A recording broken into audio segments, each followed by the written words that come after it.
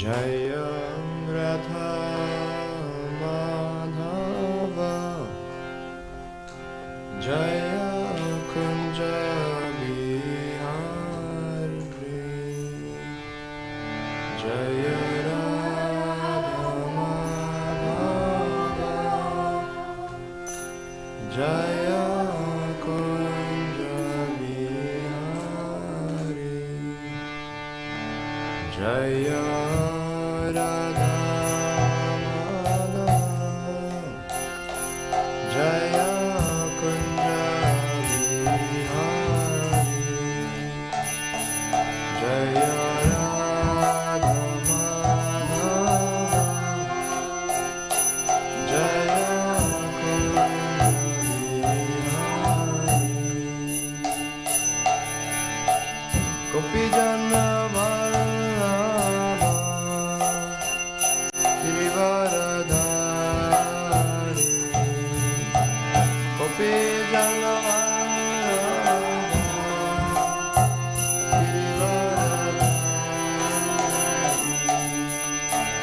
Gopi Jana Vallabha Girivaradhari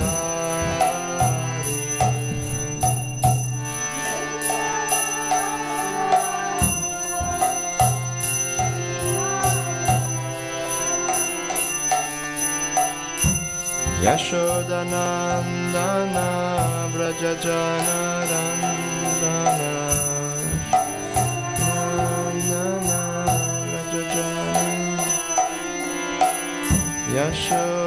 Yashodanandana Vrajajana Randana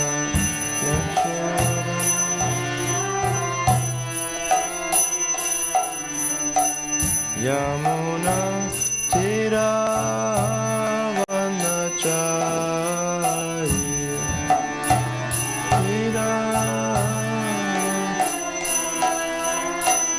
Yamuna Tiravanachari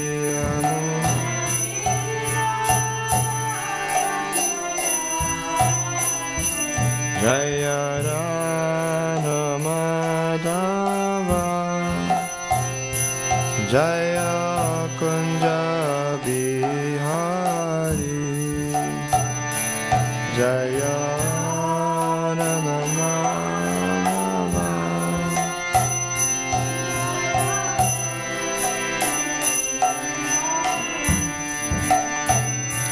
Jaya Radha Madhava Jaya Kunja Bihari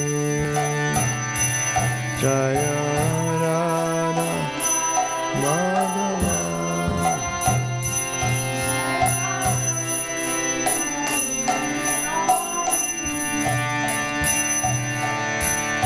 Gopi Jana Vallabha Girivaradhari Gopi Jana Vallabha Girivaradhari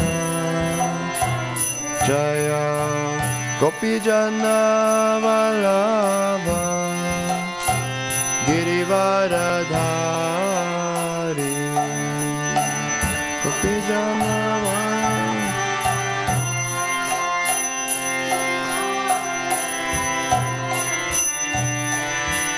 Yashodanandana Vrajajana Ranjana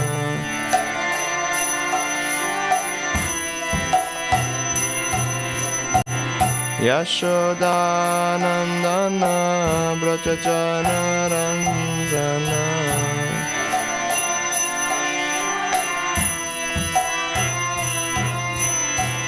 Yamuna Tiravanachari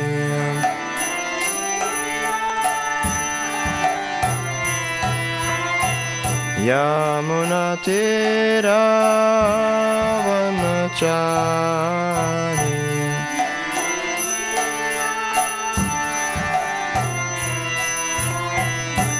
Jaya Radha Madhava Kunja Bihari Radha Madhava Kunja Bihari Jai Radha Madhava Kunja Bihari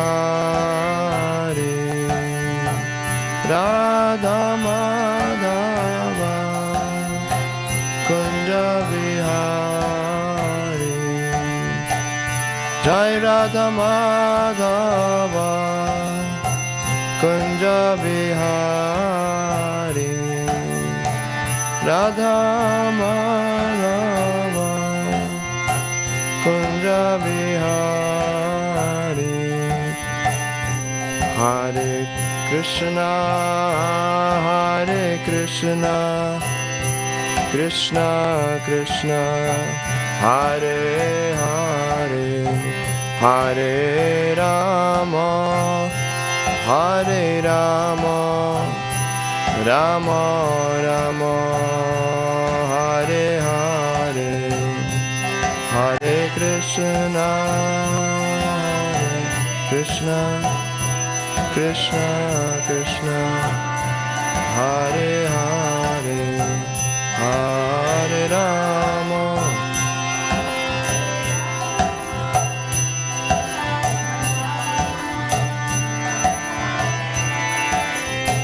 Hare Krishna Krishna Krishna Hare Hare Hare Rama Rama Rama Hare Hare Hare Krishna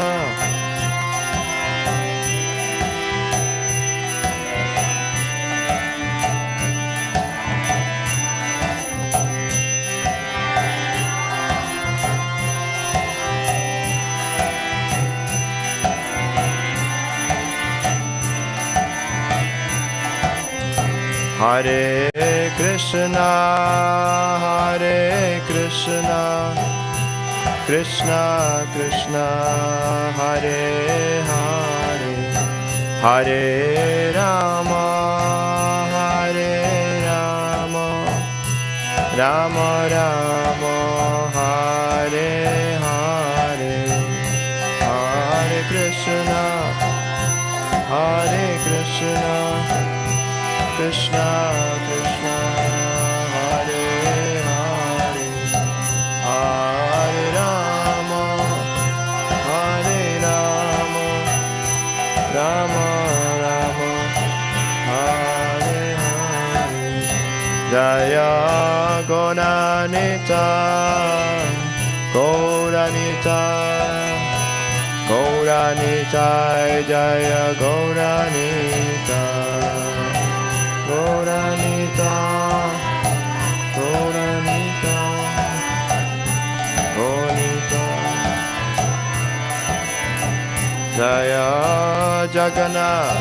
Jaya Jagannath Jaya Baladev Jaya Subhadra Gauranita Jagannath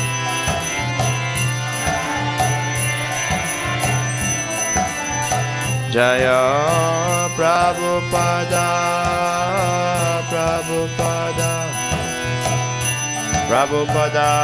Srila Prabhupada Srila Prabhupada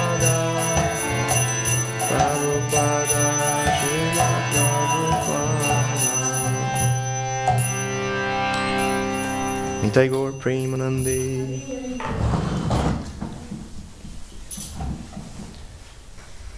Jayom Vishnupad Paramahansa Parivrajacharya Ashtota Satya Shri Srimati Goswami His Divine Grace Ace Bhaktivedanta Swami Srila Prabhupada Ki Jai Jayom Vishnupad Paramahansa Parivrajacharya Ashtota Satya Shri Srimati Goswami His Divine Grace Srila Bhaktivedanta Saraswati Thakur Prabhupada Ki Jai Ananta Koti Vaishnava Vrinda Ki Jai Grantaraj Srimad Bhagavatam Ki Jai. Nitai Gaur Premanande. All glories to the assembled devotees. All glories to the assembled devotees. All glories to the assembled devotees. All glories to Shri Shri Guru. And Gauranga, all glories to Srila Prabhupada.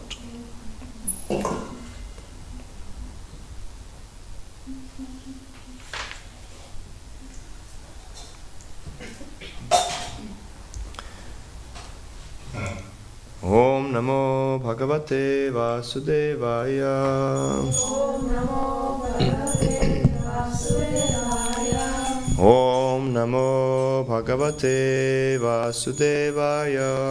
Om Namo Bhagavate Vasudevaya. Om Namo Bhagavate Vasudevaya. Om Namo Bhagavate Vasudevaya. Narayanam Namaskritya Naram Chaiva Narotamam Devim Saraswatim Vyasam Tato Bhakti Rudirayet Nasta Presha Bhadreshu Nityam Bhagavata Sevaya Bhagavati Uttama Shloke Bhaktir Bhagavati Naishtiki. We're reading from Srimad Bhagavatam, Canto 5, Chapter 3, Rishabdev's Appearance, text number 18. Again, it's just prose, so I will read it myself and then we can go word by word. Tata Agnitriyem Sha Kalaya Tarishyami Atma Tulyam Anupalapamana. Tata, therefore, Agnidriye, in the wife of Nabhi, the son of Agnidra, Angshakalaya, by an expansion of my personal form, Avatarishyami, I shall advent myself, Atmatulyam, my equal, Anupalapamana, not finding. Translation and purport by His Divine Grace, Srila Prabhupada. Srila Prabhupada Ki Jai. Since I cannot find anyone equal to me, I shall personally expand myself into a plenary portion and thus advent myself in the womb of Meru Devi, the wife of Maharaj Nabhi, the son of Agnidra. Purport. This is an example of the omnipotence of the Supreme Personality of Godhead. Although He is one without a second, He expands Himself by Swangsha, His personal expansion, and sometimes by Vipinamsha, or His separate expansion. Lord Vishnu herein agrees to send His personal expansion as the son of Meru Devi, the wife of Maharaj Nabhi, who is the son of Agnidra. The Ritvicha, the priests, knew that God is one, yet they prayed for the Supreme Lord to become the son of Maharaj Nabhi, to let the world know that the Absolute Truth, the Supreme Personality of Godhead, is one without a second. When He incarnates, He expands Himself in different potencies.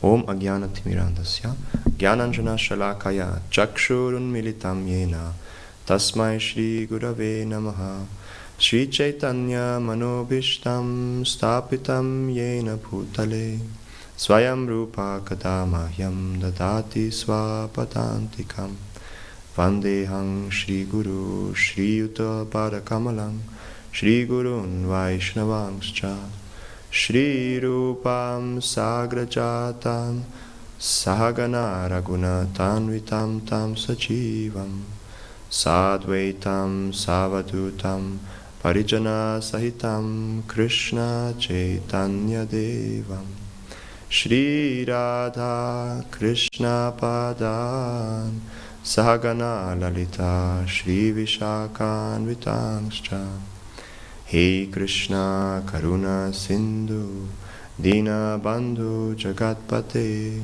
Gopesha Gopika Kanta Radha Kanta Namostute Tapta Kanjana Gaurangi Radhe Vrindavaneshwari Vrishabhanu Sute Devi Pranamami Hari Priye Vanchakalpa Tarubhyascha Kripa Sindhubhya Evacha Patitanam Pavanebhyo Vaishnavebhyo Namo Namaha.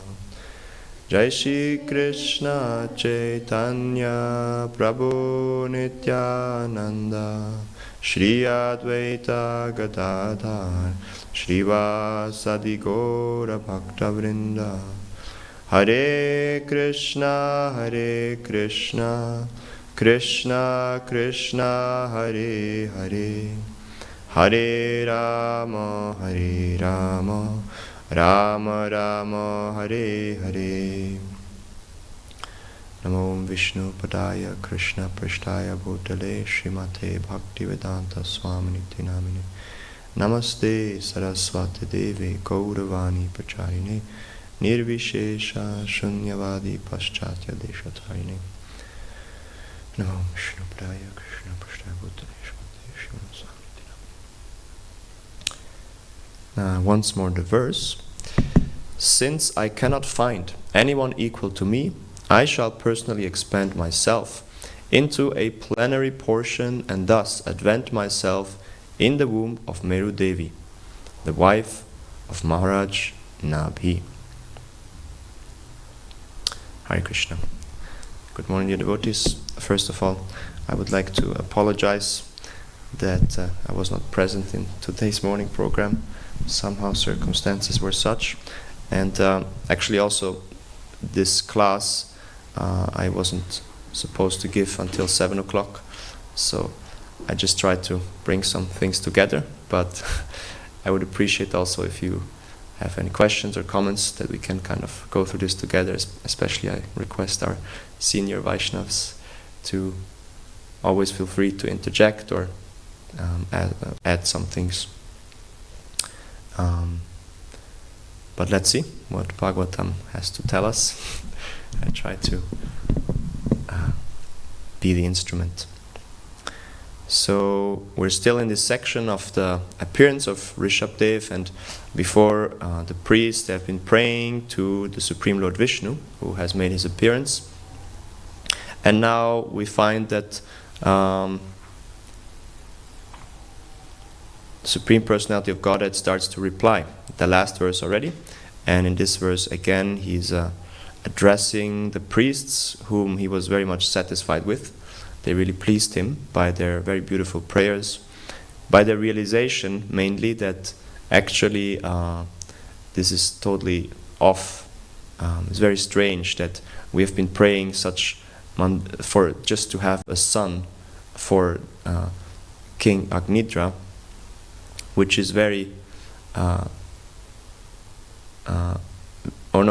for Nabi, he was praying to have a son, and we were just acting on that behalf. But actually, it's a very small thing to ask from you. You know, we know that you can give so much more, and thus we're a little bit embarrassed that you are here, that you've made your appearance amongst us. And we've been discussing various points on these matters, how the Lord comes rarely, and so it's especially just to understand that by his own mercy he's showing himself to the devotees, and especially under circumstances like these where maybe there's not like a pure devotional motivation behind of the prayers or the sacrifice. Still, the Lord, out of his kindness, he chose to reciprocate and show himself personally amongst these priests. And I was thinking we could speak a little bit about the potencies of the Lord, and of course it's quite a technical and philosophical matter, and I myself am maybe not the most qualified person to speak on that, but we can try, and as I said, you can also please add later. Just first of all, it's interesting that before, in the purport before, Srila Prabhupada was mentioning that in Kali Yuga, different religious sects consider their God to be different from the God of others. But that is not possible. God is one, and He is appreciated according to different angles of vision. In this verse, the word Kaivalyat means that God has no competitor. There's only one God. And so that's kind of the beginning of the tattva of God Himself. Who is God, right? Is the big question that everybody, all the religions try to answer. And the unique position that we are in as Gaudiya Vaishnavas is that we have a very detailed description of who God is, who are His relatives. So He's the absolute truth that has relatives, which is very interesting as well. Who are His relatives, His friends, His associates, and based on this we can have a very clear picture about what we are looking for. What is this relationship that we want to establish also with Him? But then again, we understand, and Prabhupada writes in CC Madhya Lila 17-184 that there's different personalities, and thus there's different religions to satisfy different persons. Since everyone has a different body and mind, different types of religions are needed. But when one is situated on the spiritual platform, there are no bodily and mental differences. Consequently, on the absolute platform, there is oneness in religion. So it's very, very interesting, right? So that he's saying that, in one sense, it's there's very good evidence and very good reasoning to come to the conclusion that different religions are needed. I like this example of, we're giving these school classes. Yesterday one school class was here, school class tours, and I often make this point when people are asking, why you chose to come to this religion, or also the question, why is there so many religions? To make the point that God reveals Himself at different points of time to different people under the different circumstances in such a way that these persons can relate to Him. And so, because of this, many different religions are there.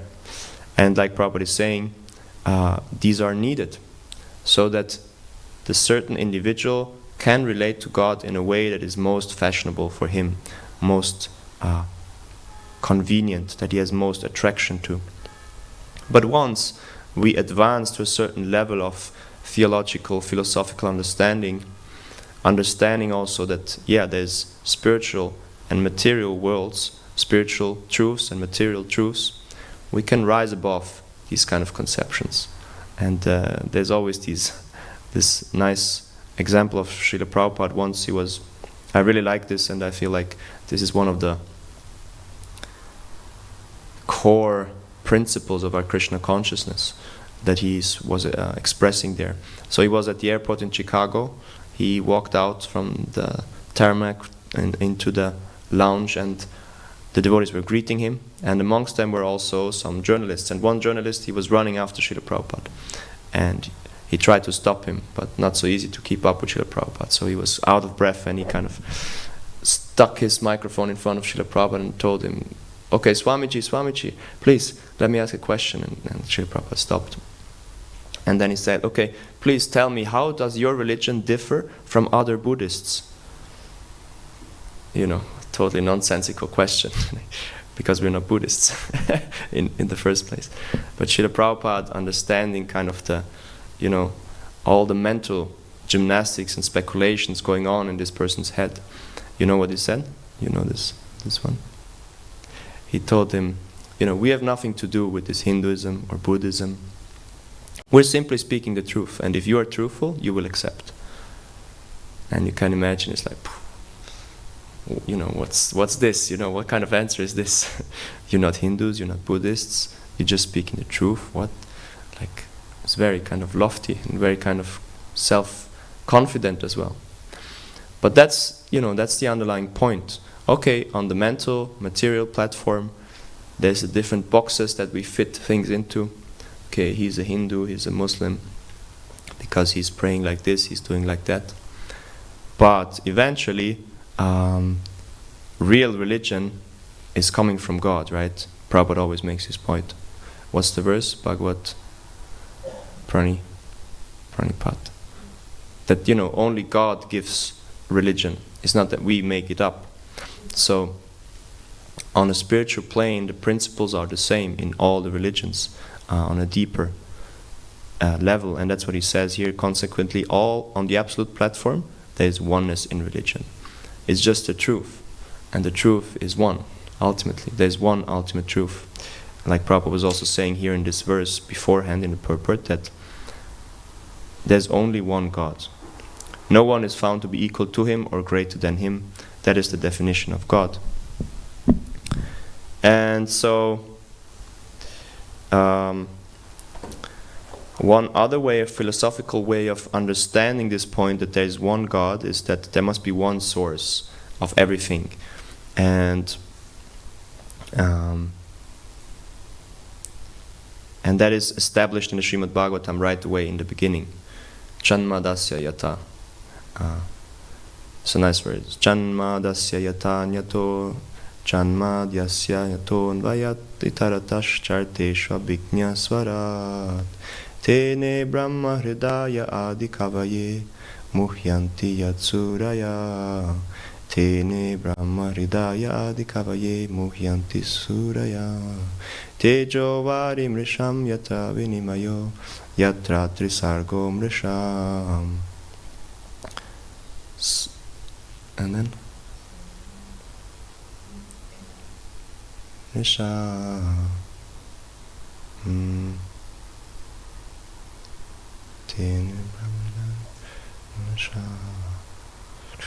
Okay, last part just fell out of my head, but it's very, very beautiful. And this beginning, Chanmadyasya, that is coming from the Vedanta Sutra as well. And there it establishes the Janmadhyasya.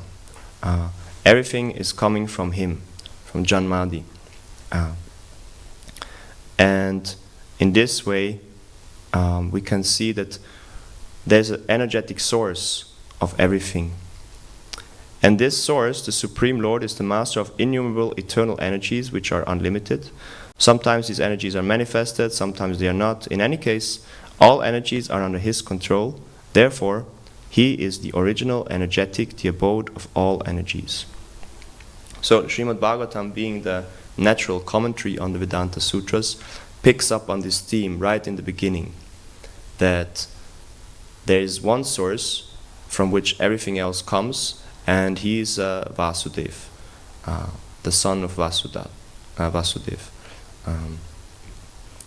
And in this way, it is established right away that this is all about Krishna.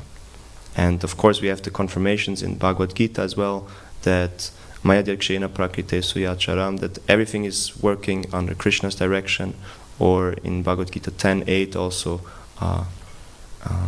Mata Sarvam Pravartate, everything is coming from me, that he is the source of everything.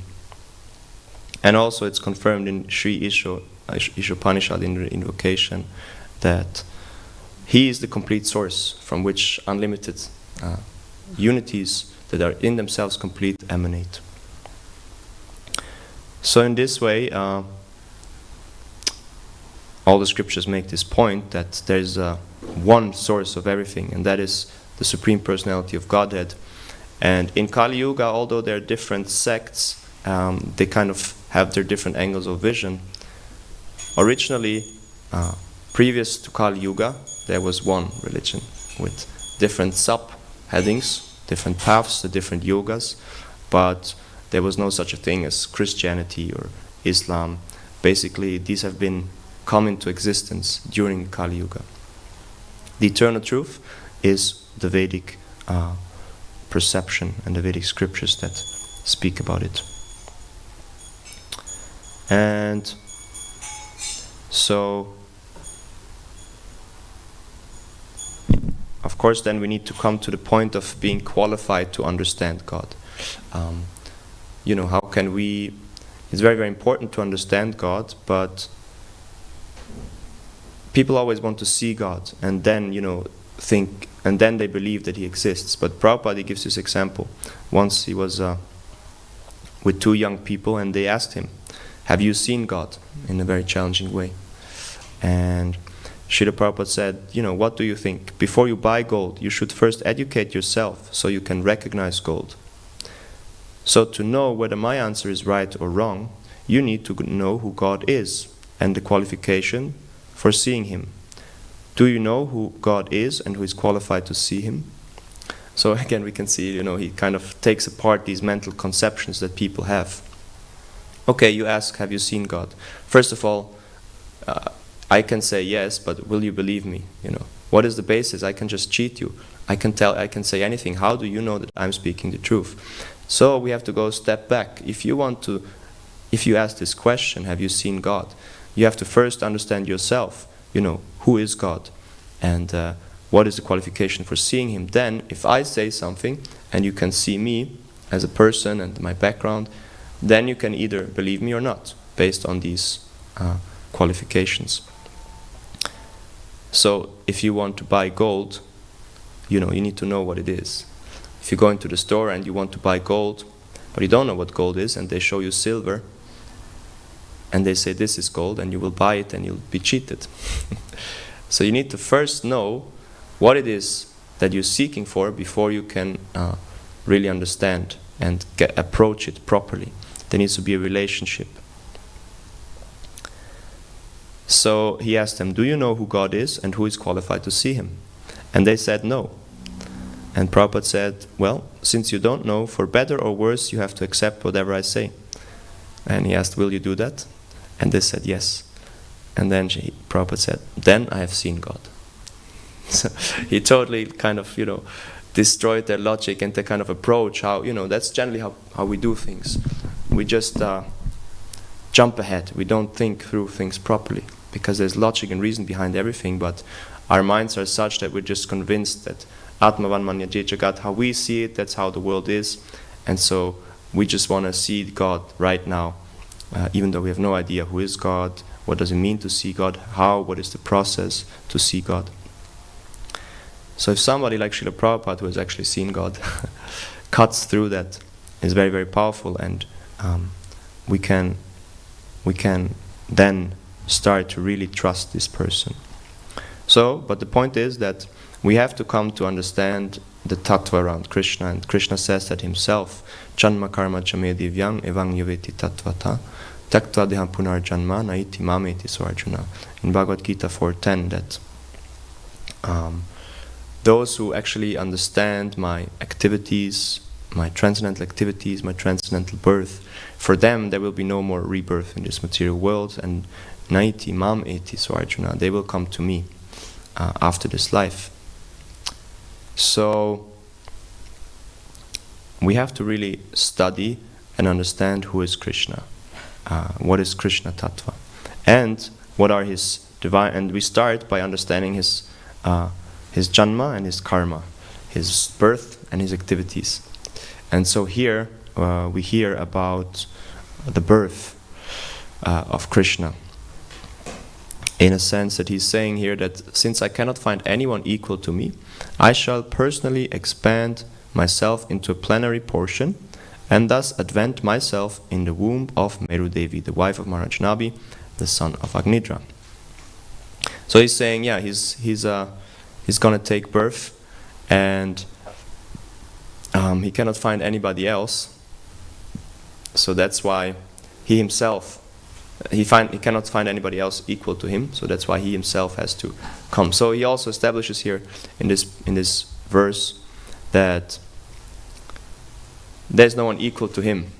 If somebody wants a son like God, then it has to be Vishnu himself who incarnates. It's not that anybody else can kind of be equal to him. And, well, I was thinking, since Kartik is approaching, and it's a big topic there, Hare Krishna, since it's a big topic there also, the Damodar Lila, there's always, of course, the involvement of Mother Yashoda and Maharaj Nanda, the parents of Krishna. So we could explore a little bit the relationship of the parents of Krishna and him himself. So just yesterday I was reading about this in Damodar Janani. This is a book by my spiritual master Srila Shiva Maharaj, basically on Mother Yashoda, but basically also about the whole Damodar Leela in specifics. And in the introduction, he's clarifying all these points about, who are Krishna's parents, what are the tattvas behind it. And it's a big topic, and I'm sure I cannot cover it in a full round way, but we can say a little something about it.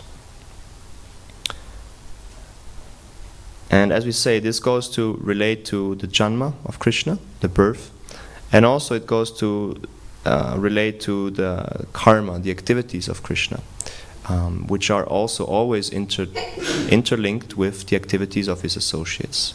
You cannot speak about Krishna and the truths about him without speaking about his associates. So first of all, there's this Paribhasha Sutra of the 10th canto that is kind of the basis for all the tattva. You know this one? Or there's different Paribhasha Sutras. The Paribhasha Sutra means the Paribhasha, the sutra, the thread that goes through all the bhasha, through all the spoken words or the scripture itself. So different texts, they have different guiding verses. For the Srimad Bhagavatam, usually they said, which one? Right. Yuge. And for Bhagavad Gita? Yeah, there's different ones actually. Keshmar speaks about it. I think he has it from the Acharyas as well. But there's a sutra, a Paribhasha Sutra for the Tattva Vichar and the Rasa Vichar. So, but actually, there's two rasa vichars, and then interesting. No, there's one rasa vichar and one tattva vichar. So rasa vichar is what Mataji just said, is 1866, Sarvadharma Parityaja. And then tattva vichar, so rasa is about the mood that we should develop, which is total surrender to Krishna and loving devotion. And then tattva vichar is 10.8, that mata savam pravartate, everything is coming from me. This is establishing that Krishna is the basis of everything. So these are the two of the Bhagavad Gita. Then Srimad Bhagavatam, we said, is Eti Changsa Kala Krishna. And in the CC is the 1.4 Adi 1.4 Anarpita Charim Chirat Karunaya Vatirna Kalo, where it is established that Chaitanya Mahaprabhu, he is he is establishing why does Chaitanya Mahaprabhu come, the special unique feature of Chaitanya Mahaprabhu, which is Harinam, right? But more specific, Shri Shri Jagannath Dev Subhadra Devi ki jai.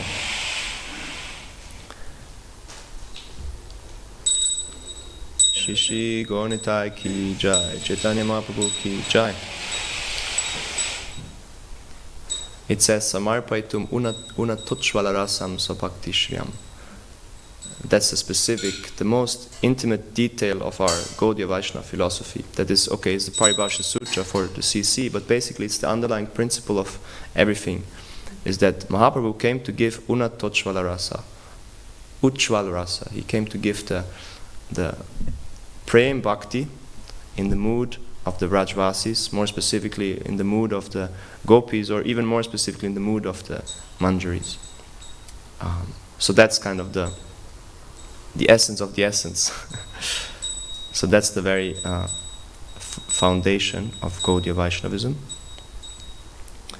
And then we have the Paribhasha Sutta for Bhakti Rasamrita Sindhu.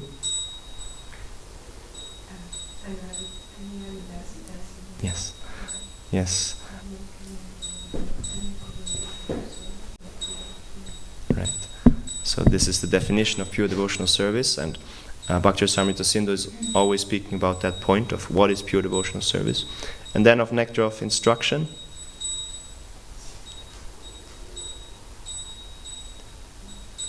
Upadesha Saram.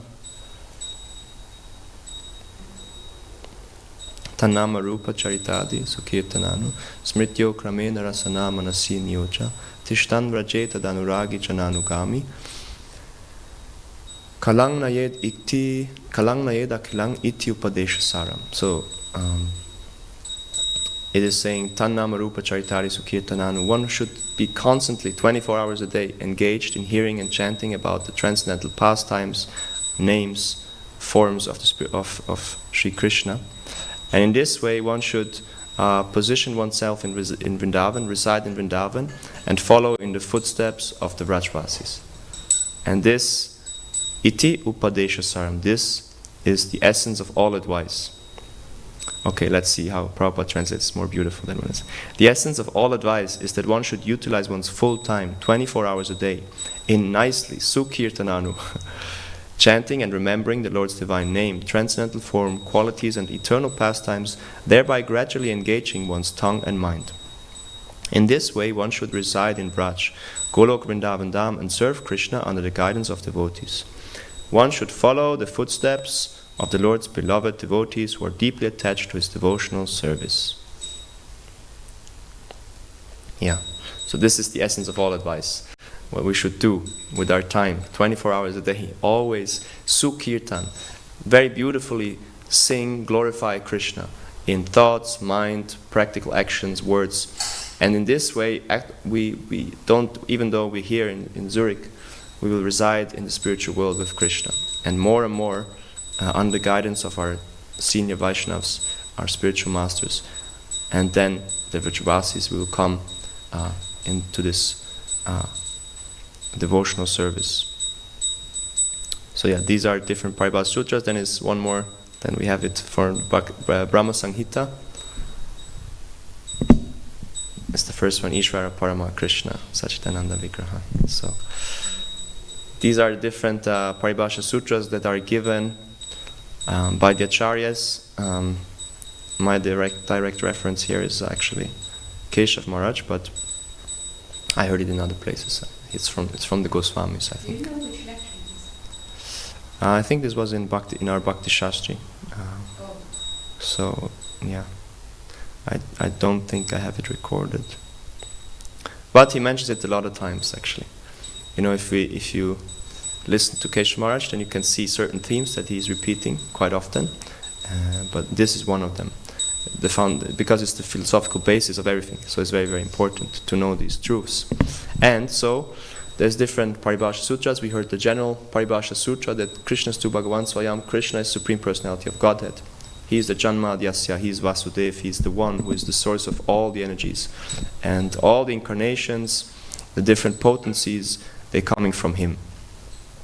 And then in the 10th canto, Vishwanath Chakravarti Thakur, he says that there is a specific Paribhasa Sutra there again, which is because the 10th canto is so special in itself, because it's the essence of the Bhagavatam in one sense. There's another guiding principle for that canto. Krishna Stu Bhagavan Swayam, by that time it's been established to the 9 cantos, but in 10th canto we're going a little bit deeper into who is this personality Krishna.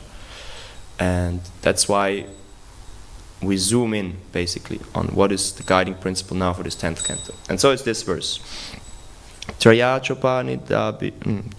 chopanishadbhischa sankhya yogaischa sattvatai upagyamana mahatmyam haring samayatatmajam. Shukadev Goswami said, the glories of the Supreme Personality of Godhead are studied through the 3 Vedas, the Upanishads, the literature of Sankhya Yoga and other Vaishnava literature. Yet, Mother Yashoda considered the Supreme Personality her ordinary child. So this is kind of the Paribhasa Sutra. Is that okay, we hear about the Supreme Personality of Godhead, and he's like the most potent and the most attractive personality that has everything under his control. Not even a blade of grass is moving without his sanction. Still, in Vrindavan, the Vrajvasis, they consider him just to be a normal kid that is with them. And especially Mother Yashoda is very much glorified here, that she is the one who has a very, very intimate relationship with him just as a child. And so this topic comes up of Krishna taking so-called birth in a family. And now from here, I'm not quite sure how to continue. But, okay, the question is, who are Krishna's parents? Krishna appeared in Mathura to Vasudeva and Devaki. But then, if you read Srimad Bhagavatam and if you hear pastimes of Krishna, then there's much more material that is speaking about Nanda and Yashoda to be the parents of Krishna. How is this resolved?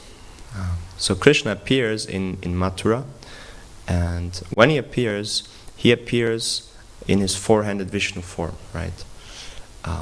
So it's not an ordinary birth, first of all. That's important to note.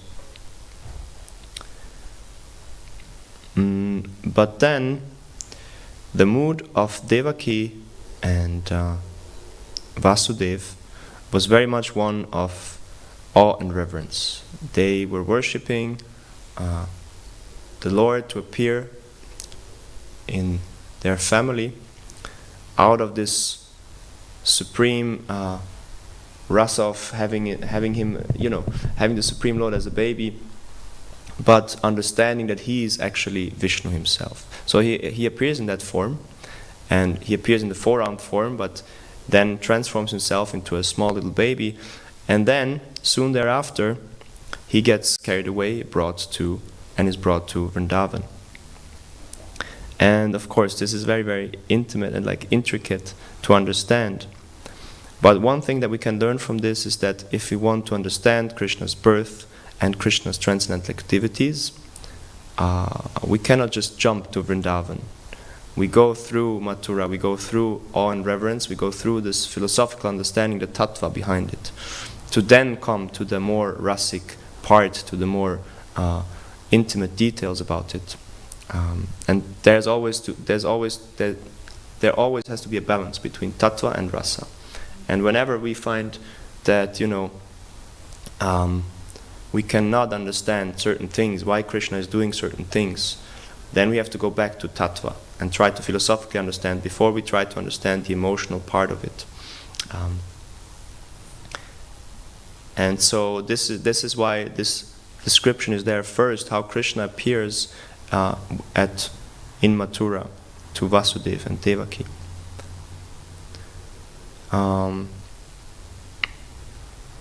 Bhakti-Gyan Goswami Maharaj, he's emphasizing this point also. He gave one Janmashtami lecture where he was speaking about this kind of, what can we take of this, that Krishna first appears in a prison in Mathura. And he says that, first there has to be a very strong focus on Vaidhi sadhana bhakti, meaning on following one's vows also. To be very, very strict and very conscientious about this. And this is personified in Vasudeva. Vasudeva is such a personality that, Kamsa believed him every word. Vasudeva told him, okay, all the children that are born from Devaki, we will give them to you, so that you can kill them. Because he understood that Kamsa was so scared and so attached, he would just kill Devaki if he wouldn't give this kind of compromise. And so Kamsa believed him because he knew that Vasudeva is such a truthful being. He's been following his words all through his life. And so that's something that we should do as Vaidhi sadhakas, that we really stick to the principles that we're given. And in this way we develop a certain truthfulness and trustworthiness that also the Lord will trust us with giving us more knowledge and more intimate details about Him and how we can relate with Him. So in this way, to come to Vrindavan, to come to Raj Bhakti, what we're striving for, what is the essence, what we just heard, the Upadesh Saram, to reside in Vrindavan and follow the residents of Vrindavan, we have to first strictly follow and adhere to the principles, the rules and regulations, which Prabhupada also very much stressed, therefore, right? In his time with us, in his books, very much making always these points, strictly follow, adhere to the rules, just chant 16 rounds, and it's not about so much, develop like very, very advanced emotions and, just love Krishna. He's not stressing so much the emotional part. Of course it's there, and if you go deeper into it, it's very obvious. But first, just follow. Become a follower, and then you can actually, dive in deeper. Otherwise, the real truths about this relationship with Krishna will not be revealed to us. So, in this way, Krishna appears there in Mathura to Yashoda and Devaki, but then is brought to Vrindavan. And there the pastimes start with his transcendental activities. And so the question is, who can be Krishna's parent? Is it something that we can also attain? Or is it something that is just already reserved? What would you say? Like, can Yamuna become Krishna's mother?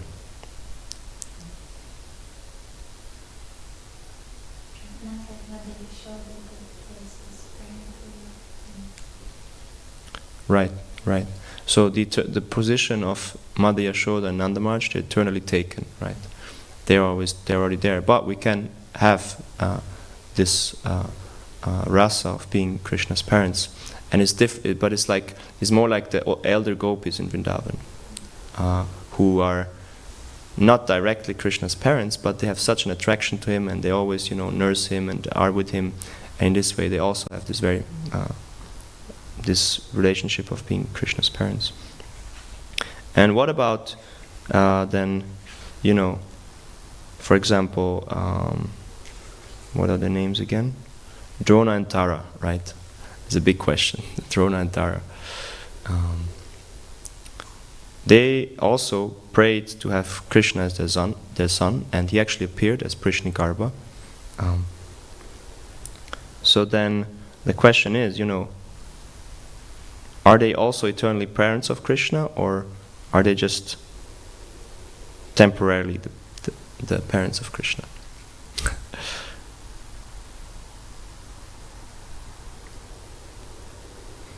And again, the question is, what did Nanda and Yashoda do to become Krishna's parents? And does it mean that others also can become Krishna's parents? But it is said here, and this goes back to the point actually, we were saying that Krishna, he's the source of all energies. And thus, he advanced himself here in the womb. But it's not only that Krishna can expand himself, but also the devotees can do that. Krishna's eternally liberated associates. So Sanatana Goswami describes this. Just as the incarnations of Krishna, the source of all incarnations, are none different from him, the incarnations of the Golokvasis, the residents of Goloka, are none different from them. The Golokavasis are born sometimes as partial expansions and sometimes as their full selves. Like Krishna, they vary their appearance for time, place, and need. Thus, Krishna's companions, impelled by their own moods of loving exchange, from time to time want to descend somewhere with their Lord. When devotees who live with Krishna in Goloka appear to merge on some pretexts into their own expanded incarnations, this is just like the merging of Krishna's expansion with him.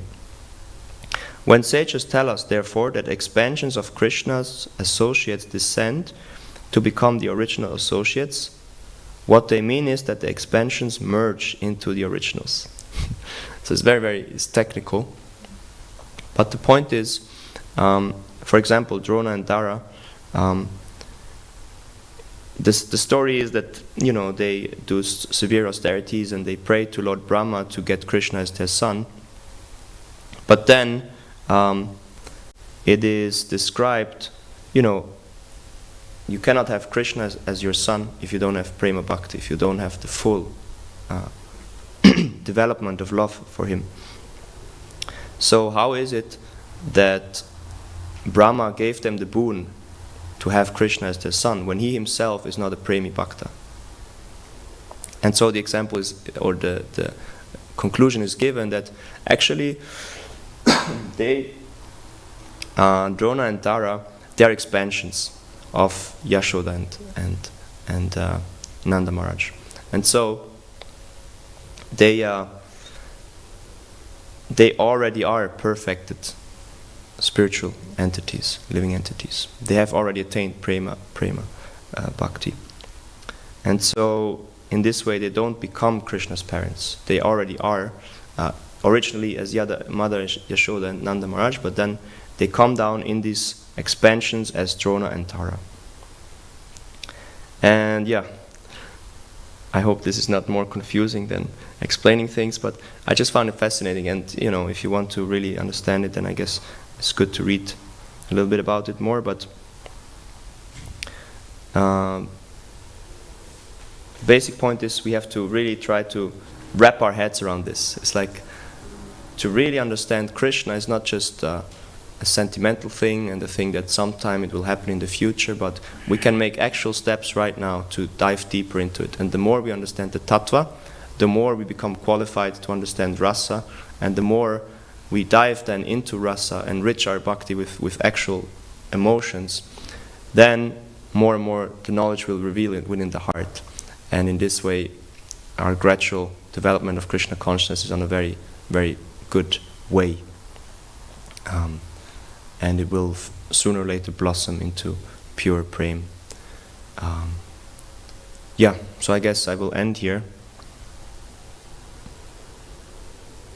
And I thank you very much. Again, I'm sorry if it was not very structured and I kind of just put things together, but thank you for being patient. And it's 8:35. We can have one or two questions maybe, but otherwise we can also end here. Anything from your side? You mentioned the story about Prabhupada and how they were asking him if he has seen Krishna, and then you said that actually we see the world how we want to see.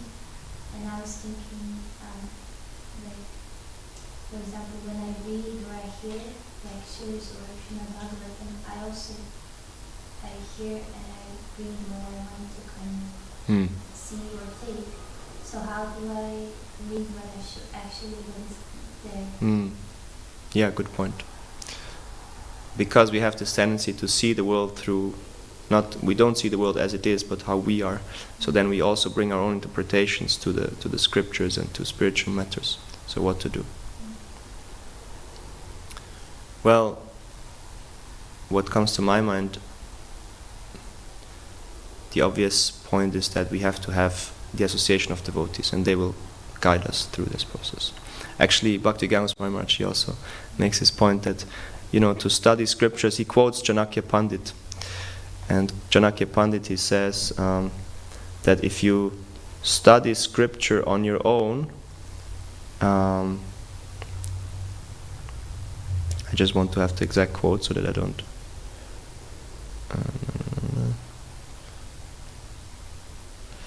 To study scripture on our own is as sinful. No, what is it?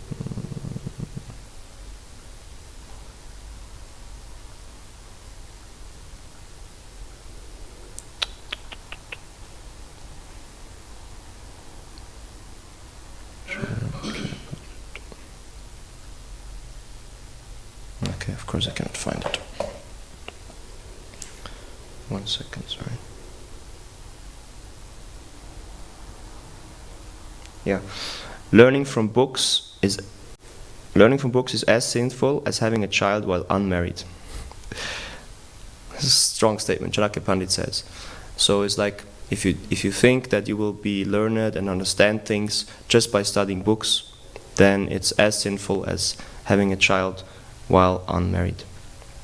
And Bhaktivedanta Goswami Maharaj goes on to explain, Actually, how to understand spiritual matter is that you have to listen to the guru. You have to become humble. And this means, you sit in class, you sit in a lower position than the one who is speaking. You develop this ardent eagerness and the desire to hear.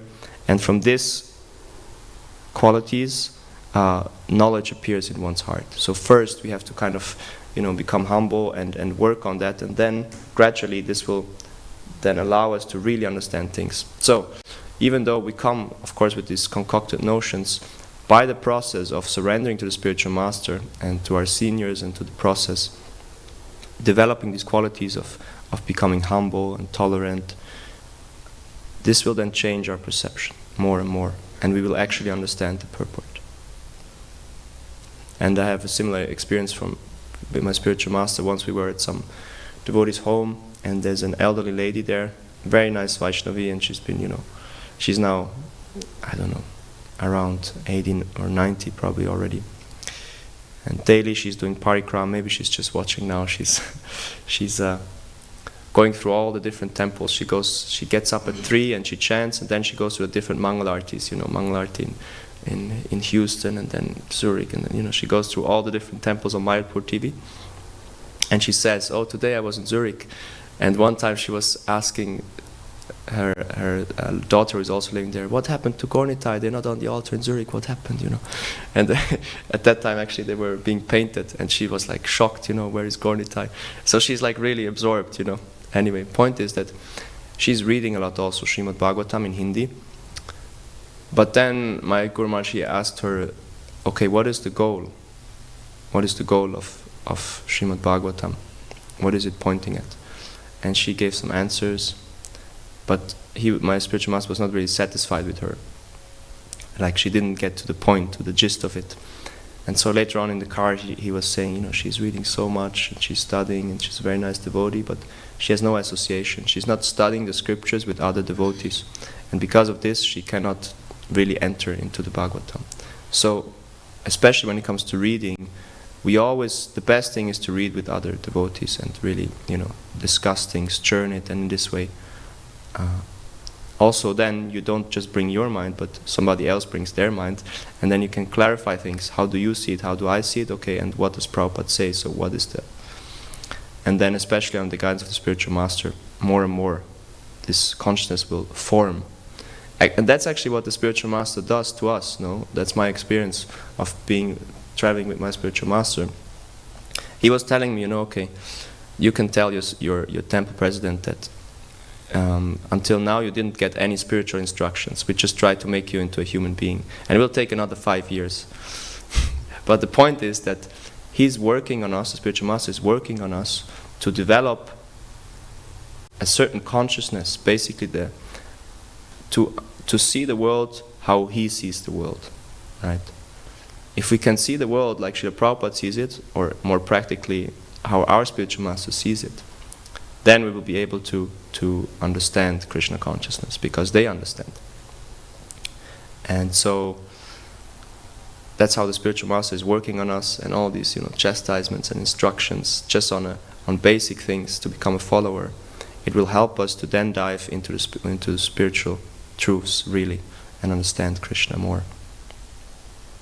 Yeah, these are some thoughts.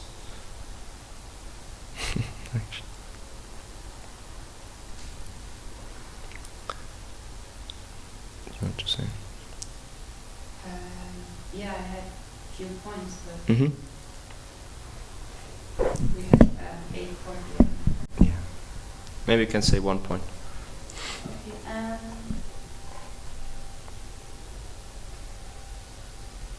Yeah, when you mentioned that actually the source of all energy is Krishna, and ultimately we want to go back to him, the thought came to my mind that you also mentioned later, that actually it's just we just have to divert our energy or the flow towards Krishna, and don't just always want to disobey actually to his instructions or nature. That we just have to do what the spiritual master is telling us actually. Then it will be so easy. But we're constantly coming up with different things, so we can live our own life, our own way. Why is it and how to overcome that? Why is it? Yeah. Why is it? Is because we came here to enjoy this material world, right? I also asked my spiritual master, like I said, he was chastising me a lot for so many things all the time, basically. And then he explained, you see, it's such an easy thing to follow. It's just basic instructions. Okay, every night do this and this and this before I go to rest, certain things. And every week I forget something, it's just negligent and I don't do it properly and this and that. So why is it? It's because even though it's such an easy thing, because we came here to be the enjoyer ourselves, it's very difficult for us actually to follow and to surrender and to, remold our consciousness. And that's why the best way of changing that is to surrender to a living person. It is also said that, you can read scripture and Srila Prabhupada is there, present, and is very, very potent.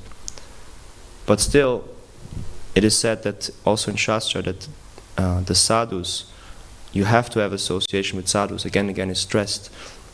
You have to be in the presence of these great personalities because they will proactively tell you when you're off. Whereas Srimad Bhagavatam, you will read it, but your mind will not even register.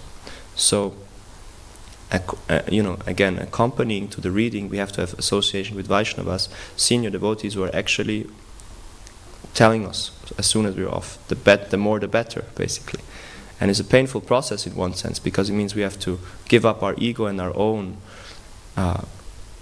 convictions that are so much ingrained over many lifetimes, but even just in this lifetime, I can speak especially for myself also with university. I can see that university just shapes your mind so much and it gives you so much conviction in what they told you that it's very, very difficult to kind of change that. And that's why also if you see Prabhupada, when he was speaking about what a fraud the whole Darwin's theory of evolution is, and he was so heavy, and there's morning walks like for months that he was just speaking about this and just hammering this point again and again because it's just so deeply ingrained. We don't even notice, but immediately, let's say we speak with somebody outside about the past, and they will say, when we were Neanderthalians and this and that, and we had to eat meat and stuff. And even us, or me at least, I can see that it's still there, this thought also that, I still work from this promise. Yeah, at one point we were maybe like monkeys, even though I know, but then to really like change this software is really difficult. It's just a long, long process. And so that's why if we have the association of these personalities that are actually interested in our welfare, then they will always, cut and tell us these things. And the more we can have that, the better, even though it seems kind of paradoxical. So that means from our side, we have to become really eager to find this association, this guidance, and these personalities who we can trust also. Because, if somebody tells us things that we don't like, it's not easy to accept. But if we can trust that person, we know he wants the best for us, then we can accept it eventually. Even then it is not easy, but more easily. And and that's, even in our temple, we have to learn to really become surrendered to the authorities, and it's not easy because we don't have such a big hierarchy and structure where we have a clear authority for our service and this and that we have to account to, that we are responsible to. We don't have this kind of close-knit shiksha, this relationships. Often, our shiksha gurus might be in some other place, or we see them once a week when they come for Sunday program and on the phone, maybe, So we somehow have to really learn to make the best of it and take every opportunity to really get the association of sadhus. And Devaki Machi, she said, how you can tell that actually you got the mercy of a Vaishnava, of a senior devotee, is that he's actually interested in your spiritual life. And that means he's trying to guide you and to help you, and to point out where are your flaws, because that's sadhu. Persons who are flattering us, right? Bhaktisiddhanta Saraswati Thakur says they're not our friends really. So, basic point being, we have to really pray and develop the strong desire to be in the presence of true sadhus who are very advanced and helping us to also get there. That's the essence, sadhu sangha. Yeah.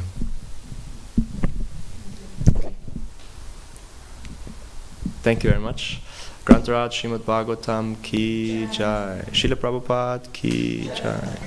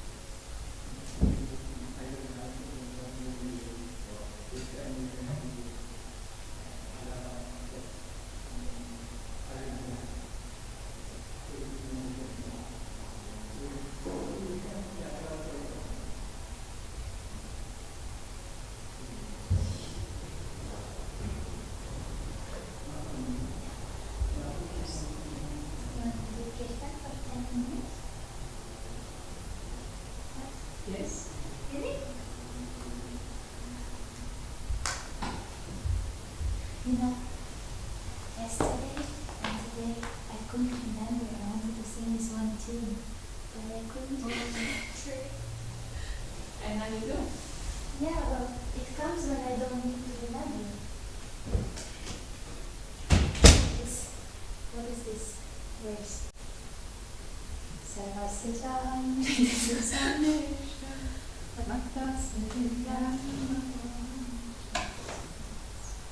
want to do I love you? Okay. Yeah. You want? I mean, I have many things to do, but Just 5 seconds. Should I play Miranda or Caritas? whatever you want. Miranda.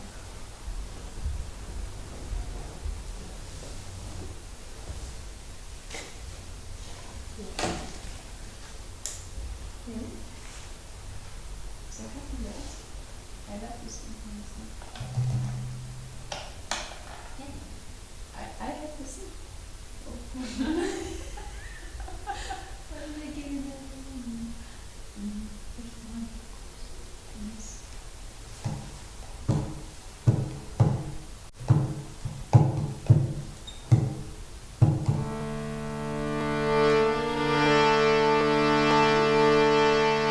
Oh, this is too high for me.